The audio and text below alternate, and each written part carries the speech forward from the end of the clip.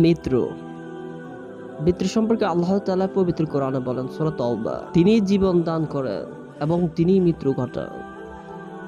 তিনি আরো বলেন, আমি তোমাদের মৃত্যুর সময় ঠিক করে দিয়েছি, আর নির্ধারিত সময়ের পূর্বে মৃত্যু দেব না। মৃত্যু থেকে কেউ রেহাই পাবে না, পালিয়ে যেতে পারবে না। আর মৃত্যুর পর কিয়ামতের দিন পর্যন্ত সবাইকে জীবিত করা হবে এবং কর্মফল প্রদান করা হবে। তিনি বলেন, প্রত্যেক প্রাণকেই মৃত্যুর স্বাদ গ্রহণ করতে হবে। কিয়ামতের দিন তোমাদের কর্মফল পুরা করে দেওয়া হবে, যাকে আগুন থেকে দূরে রাখা হবে এবং জান্নাতে যাওয়া হবে, সেই সফল কাম। আর পার্থিব জীবন তুচ্ছলনার ভোগ ছাড়া আর কিছুই নয়। তিনি আরো বলেন সূরা মুলক, তিনি জীবন ও মৃত্যু সৃষ্টি করেছেন যাতে যাচাই করতে পারেন কে বেশি ভালো। তিনি মহাশক্তিশালী ও ক্ষমাশীল। মৃত্যু অবধারিত জেনেও অনেকে মৃত্যুকে যথাযথ গুরুত্ব দিতে চায় না। মৃত্যুকে ভুলে যেতে বা ভুলে থাকতে চায়। তাদের কেউ কেউ পার্থিব লোভ লালসা এবং ভোগ বিলাসে এতই মত্ত থাকে যে মৃত্যুর কথা তাদের স্মরণেই আসে না। দুনিয়ার চাকচিক্যে যে কোনো ধরনের অন্যায়, অনাচার ও অপকর্ম, অপরাধ করতে তারা দ্বিধা করে না।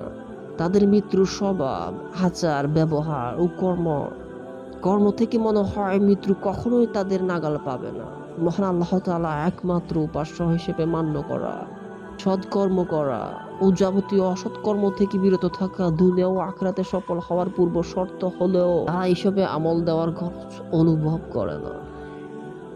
মৃত্যুর কথা ভুলে দিন কাটাতে তারা অধিক পছন্দ করে। রাসূল সাল্লাল্লাহু আলাইহি সাল্লাম এই শ্রেণীর লোকদেরকে বুদ্ধিহীন, জ্ঞান বঞ্চিত ও অসতর্ক বলে অভিহিত করেছেন। এক হাদিসে আব্দুল্লাহ ইবনে ওমর রাদিয়াল্লাহু তাআলা আনহু সূত্রে বর্ণিত, এক ব্যক্তি আল্লাহ রাসূল সাল্লাল্লাহু আলাইহি সাল্লামকে জিজ্ঞেস করলেন, লোকদের মধ্যে কে অধিক বুদ্ধিমান, জ্ঞানী ও সতর্ক ব্যক্তি? উত্তরে নবী করিম সাল্লাল্লাহু আলাইহি ওয়াসাল্লাম বললেন, লোকদের মধ্যে যে মৃত্যুকে বেশি স্মরণ করে এবং তার জন্য বেশি প্রস্তুতি গ্রহণ করে সেই হচ্ছে প্রকৃত বুদ্ধিমান, জ্ঞানী এবং সতর্ক ব্যক্তি।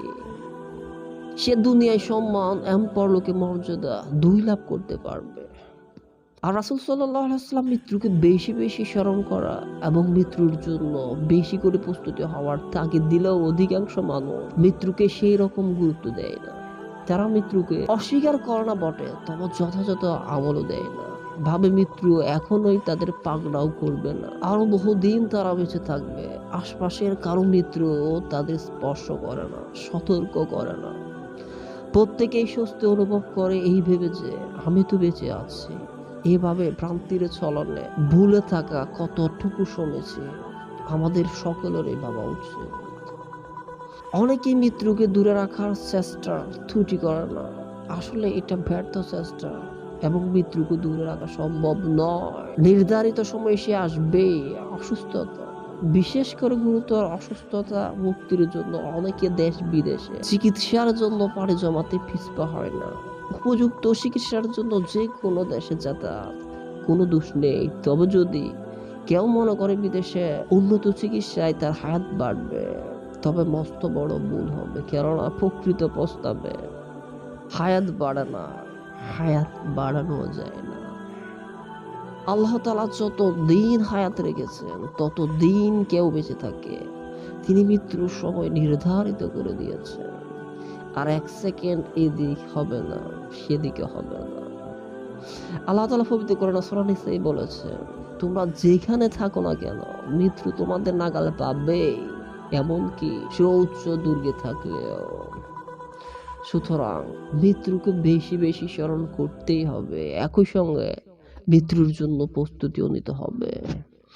মনে রাখতে হবে মৃত্যুর চিন্তা, অনাচার, অপকর্ম ও অপরাধমূলক কাজ থেকে বিরত রাখতে সাহায্য করে এবং আল্লাহমুখী হতে অনুপ্রাণিত করে।